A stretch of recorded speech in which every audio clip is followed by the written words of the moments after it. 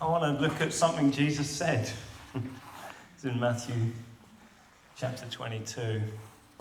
The Pharisees heard that Jesus had silenced the Sadducees, they were the Pharisees' rivals, with this reply. So they met together to question him, and one of them, an expert in religious law, tried to trap him with this question: "Teacher, which is the most important commandment in the law of Moses?"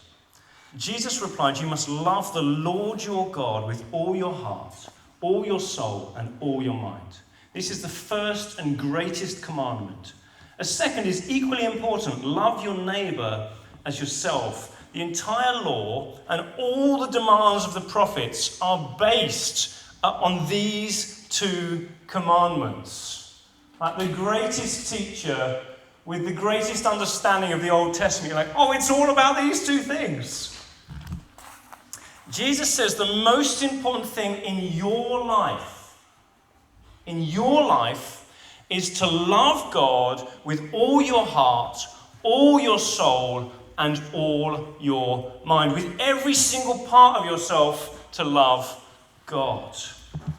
And what he's basically saying is that I want the foundation of everything you understand yourself to be a lover of God. A lover of him who created all things. And Jesus links this directly to your behavior. He says that out of the overflow of your love for God should be a love of your neighbor. So it's like with the heart and the soul and the mind in Hebrew thought aren't different parts of you particularly. It's just it's a triple repetition of the deepest part of yourself, love God, and express that love with your body. Express that love with your mouth. Express that love with your eyes. So Jesus then comes to the major issue that he has with the Pharisees. And as we hear the major issue that the Pharisees have, if you have ears to hear, ask yourself this question: do I have the same problem that the Pharisees had?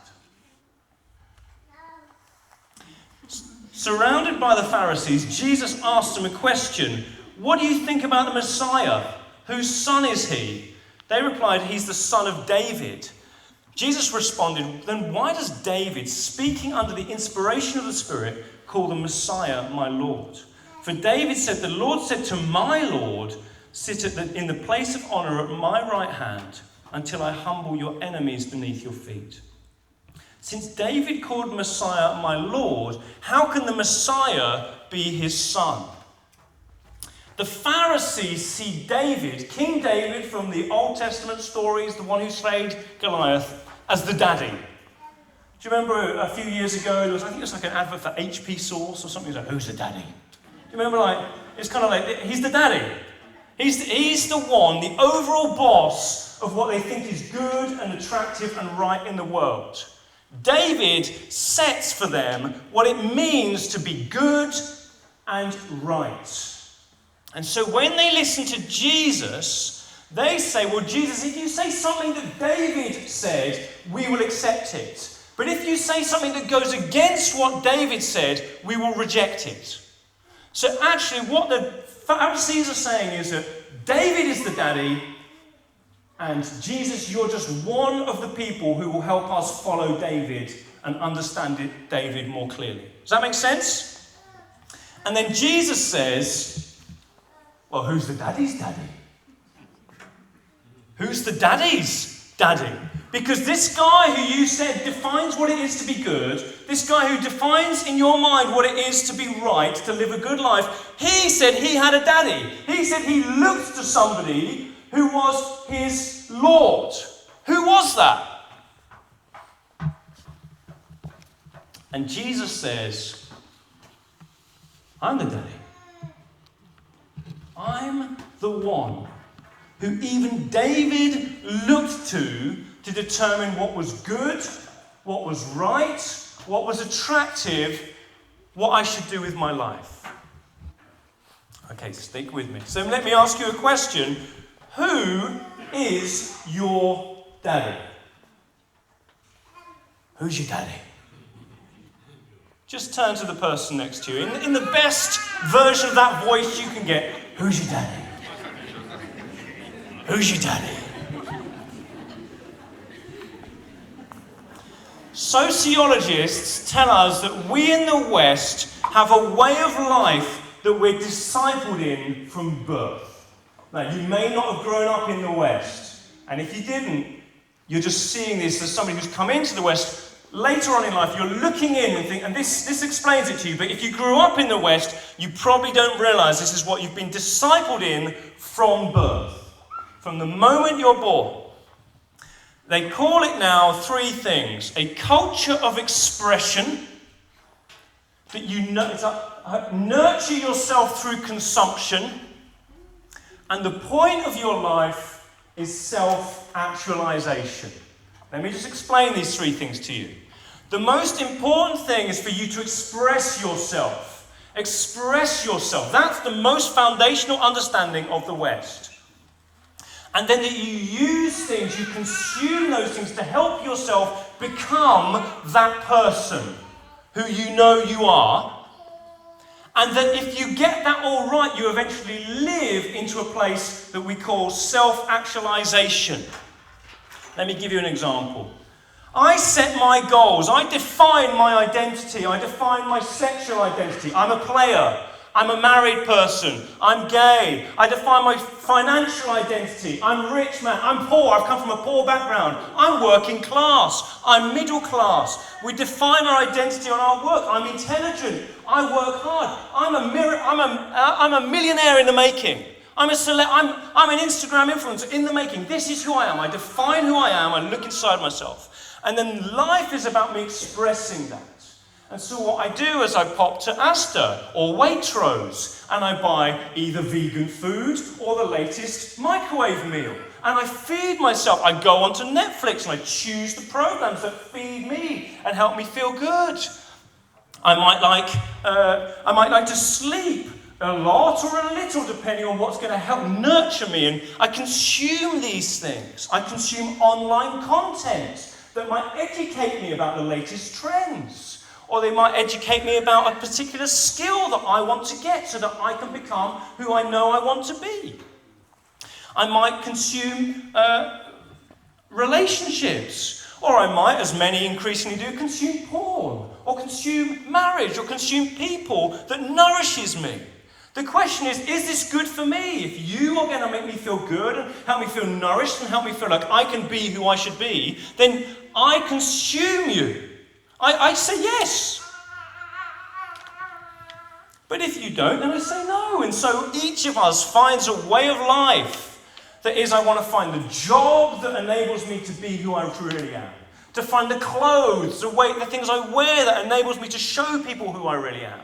We find the self-image and the language, even the accent that we use to show who we really are.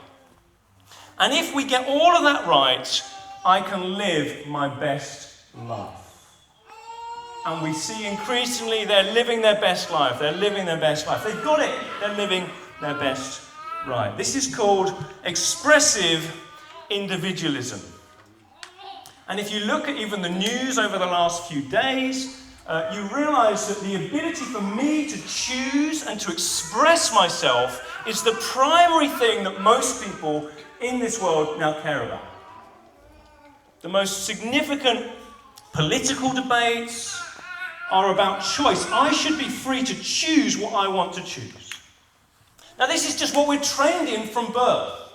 This is who we understand we are. And Jesus wants to ask you, where does he fit into this for you? Now, if you're not a Christian, which we hope there's some of you here who are not Christians, we want you here, we want you to feel at home here, and we want you to feel like you can explore what it is to be a Christian in this room, without pressure, without feeling like be here. Just listen. If you are a Christian, what Jesus wants to ask you is he one of the things that you consume in order for you to become who you want to be? Or has Jesus become your king, your Lord, the one who tells you who he wants you to be, and then you seek to live that? Let's have a look at this. History shows us people are incredibly resistant to changing their daddy.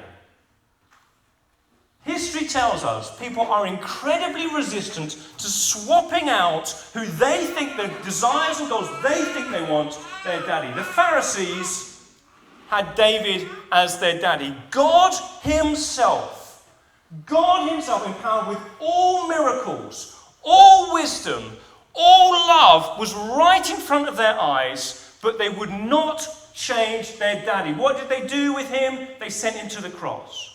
And history tells us that over and over again, we are extremely resistant to any fundamental change as to who's the king of our hearts.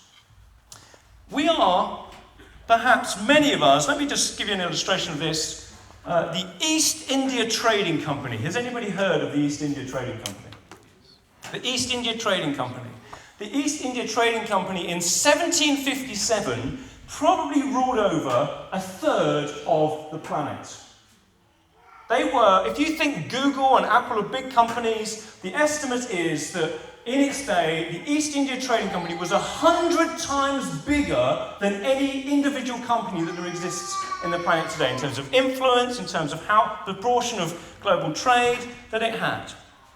And if you went to the East India Trading Company and say, do you have Indians present in your company? They would say, what are you talking about? The word India is in the name of our company. Indians are present in every single one of our meetings. We love Indians. Of course we have Indians present in our company. Now, the Indians who were present in their company were punkawallahs, often. Punkawallah, just say back that, that's one of my favourite words, punkawallah. Punkawallah. A punkawallah was somebody who sat in the corner of a room, and before the days of air conditioning, they would pull on a rope. And they would pull on the rope that would connect up to something on the top of the room, you can see it on the side there, which would move a fan forwards and backwards to bring cool, or at least moving air to the British people who were sat in India pursuing their goals and their plans. And what happened was the East India Trading Company would say, punkawallah, sit in the corner and comfort us as we pursue our agenda. Indian, sit in the corner and comfort us as we pursue our agenda.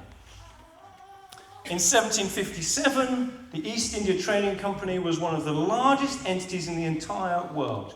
Just 120 years later, it didn't exist. It didn't exist. 1874. Google. Probably one of the, if not the biggest, I never quite know the latest, but if not the biggest, one of the largest companies in the world. Do they have Indians present in their company? Would you know what they did? This guy on your left here is a guy called Sundar Pichai. He was born in Madurai, India. He was employed by Google in 2004, not as a punkawallah to sit in the corner of the room and pull on a rope, not speak, not say anything, not be involved, just to bring comfort to the people who were making decisions, but as somebody entrusted with a voice and authority. He oversaw in his first few years the production of Google Chrome. A few years later, he oversaw the production of Google Drive. Then he discovered Gmail would be a good thing. He brought in Google Maps. Finally, he invented or oversaw the invention of Chromebook. And finally, he also came up with the idea of Android phones. In 2015, Google made him their CEO. His genius rewrote how Google thought about themselves and what they did with their whole understanding of what it is to be a company. Is Jesus your punkawallah, or is he your pitcher? Is Jesus somebody who you pursue your goals and you say, Jesus, sit in the corner and would you just comfort me? I need somebody to pray for me today. I just feel a bit guilty about this stuff I've been doing. I just want, Jesus, you to give me a bit of strength and comfort because I'm feeling like I'm just low on energy. Would you give me, Jesus, just some comfort? Don't say anything. Don't try and change what I'm doing with my life, Jesus. Sit there, be quiet, and pull the rope. Give me comfort. Would somebody pray for me? Or is Jesus your pitcheye, the man of incredible genius? Imagine all these punkawallahs. They were brilliant, genius. Every Indian I've met, really hard-working, intelligent, devoted people. Jesus is the greatest genius who's ever lived. He wants you to give him a voice and authority that he would come into your life and say, let's do this differently. Let's change. Listen to me. Let me show you a new way of doing things that is better. Is Jesus your punkawallah or is he your pitcheye? My plea to you is don't be like the East India Trading Company. Flourish for a while and then die out. Be more like Google. That's probably the only time I'll ever say that in my whole life. Give Jesus the authority to become the boss of everything you're pursuing, of all your goals and all your agendas. If you do that, his genius, his wisdom, his understanding flow into your being, and you adopt a way of life that brings light and not darkness. How do you do this? 2 or 3 parts of your body I want to speak to you about. Jesus says there's 2 ways to live. You can pursue you trying to be you, your self-actualization. You consume Jesus stuff. Oh, I need to just get my verse from the day. It's going to encourage me today. Oh, I just need to get somebody to pray for me. Oh, by the way, what's on Netflix? Let me just get this. Let me just go get my... I consume stuff and I'll get self-actualization. That's the way of the West. And you've been discipled in that from birth. You've been discipled in that from birth. Or you can pursue the Jesus way. I worship Jesus. I nurture his church. And I am nurtured not through the products I consume, but I'm nurtured by the church that Jesus puts me in. By the people whose lives, by the gifts of the Spirit, by who he is, coming and feeding me. I may survive with the food I eat. I may survive with the stuff I consume. But who I'm nurtured by is the church family that Jesus puts me in. And I live my life to love Croydon, to love the people in my geography, my neighbours, my nations, the people who are around me. That's the way of Jesus. And what Jesus says is that the way you move him from just somebody you consume in order for you to self-actualize to somebody who you worship is, click,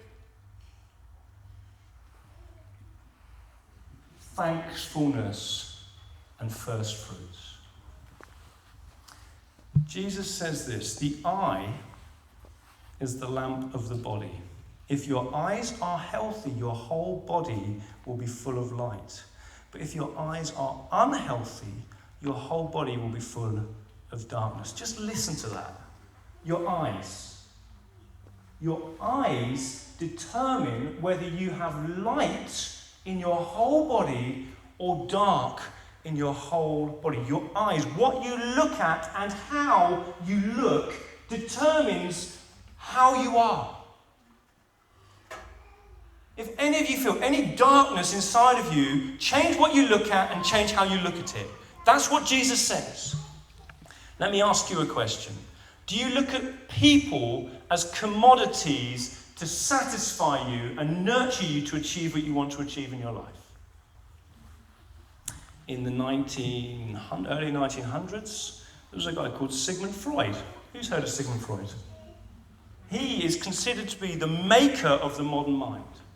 Now, Sigmund Freud, his ideas, psychotherapy, his understanding of humans, it is considered to be the predominant understanding we now have about who humans are and how we work. And one of the primary things he said was, you have sexual needs and sexual desires deep within yourself, and what you must do in your life is meet those sexual needs. So what your goal is in life is to go around and find yourself a partner who works for you. Go and find people through whom you can fulfill your sexual needs. So what he actively encouraged people to do, and it was brought into by the sexual revolution, was go find people you can use as commodities to satisfy your sexual desires. Jesus says this: anyone who looks at a woman lustfully has already committed adultery with her in his heart. If your right eye causes you to stumble, gouge it out and throw it away. He says this: at the beginning, the Creator made them male and female and said, for this reason, a man will leave his father and mother and be united to his wife, and the two will be one flesh. So they're no longer two, but one flesh. Therefore, what God has joined together, let no one separate. God says Jesus says, with your eyes, you see that you give sex to people as a gift to them to nurture them and to build them up. You don't use sexual desires for you to gratify your pleasure. He's like, no. That's not, you don't look at a person to think, hey, I like the look of you, or, I want you to come and satisfy my desires. It's totally the opposite. You don't look at people to think, how can you please me? I look at people to think, can I enable you to live up to the image of God that God has put in you? And Jesus says that the place that you use sexual intercourse for that is in the context of a male-female marriage, where you don't use it for, I'm feeling randy, let's have a quickie tonight, but you use it for, I want to build up and strengthen the image of God that is in you. That's what he says it's for. It's not for, hey, I fancy it. No, it's for, I want to give to you something that affirms and builds up the image of God in you. And so, thankfulness, listen again, this is what it is to be a Christian, to have Jesus as your boss and your CEO, not just as a punkerwaller in the corner of your room, is to trust him when he says to us, and to honour him and worship him when he says, this is the way you use your eyes. You don't use your eyes to scroll through websites to find the latest image of some naked female or male who gratifies you. You don't use your eyes to look around a room and think, oh, who looks good here? Who could please me? That's not how you use your eyes. If that's how you use your eyes, Jesus says, first of all, cut out your eyes. Stop looking. Stop looking. So if you're in a relationship with somebody where you're having sex with them and you're not in the context of a covenant relationship of male-female marriage, what you are doing, actually, Jesus says, is you're undermining the image of God in them when you have sex with them. And he wants you to build up the image of God in them. And so use your eyes instead to look, how can I affirm and build up this person? How can I honour the God who made this person through the way that I treat them, through the way I even look at them? First of all, stop. And then Jesus says, you see, Jesus isn't just about stopping things. He's always about, but let's fill you with goodness and light. He says, turn your eyes to the eyes of faith and of worship. He says this, look at the birds of the air. They don't sow or reap. Look at the birds of the air. Choose to use your eyes to look at the world that God has made and understand God's character through it. Can any of you, by worrying, add a single hour to your life? Why do you worry about clothes? Solomon, let's see the flowers. They don't labour or spin. No longer look at the world to think, who can help me achieve my goals? Look at the world to think, wow, there's a God who loves me so much, who cares for even the flowers. This turns you from a consumer into a grateful and secure son or daughter of the one who made all things. You begin to look at the world and think, wow, God, you've not only put me in this, but you entrusted me to live with free will in this place. It forward when you look with those things, at those things, when you choose to see people as people you can honour and bless, not that you can use to achieve your own goals, you begin to forge in yourself a culture of worship. Jesus becomes your pichai, not your punkawalla. This is the reality of the choice you have in your life. And Jesus lets you have this choice. And it's been really clear. You can sit here in this room. We're not going to come and say, hey, you can't be in this room. You can be in this room. But this is where it really counts. Is Jesus your punkawalla? Jesus, just pull the rope, give me some comfort. Let me do what I think's best. Let me do what I want to do. Or is he the one you're going to put as your CEO that will cause your life to thrive and do well, drawing on his wisdom and his greatness? So when you do that and you see how great God is, how much he loves you, how much he's for you, you go back to people not to consume them, but to honour them and to love them. And this is even true, this is true of every one of us, whether we're married or not married. Will we look at others as people we honour and love? Based on the fact that we already have more than we need. We have more than we need. The second thing we use is our mouth. Jesus talks a lot about our mouth. We know, don't we, that our words can cut people down, can manipulate, can flatter, or falsely affirm.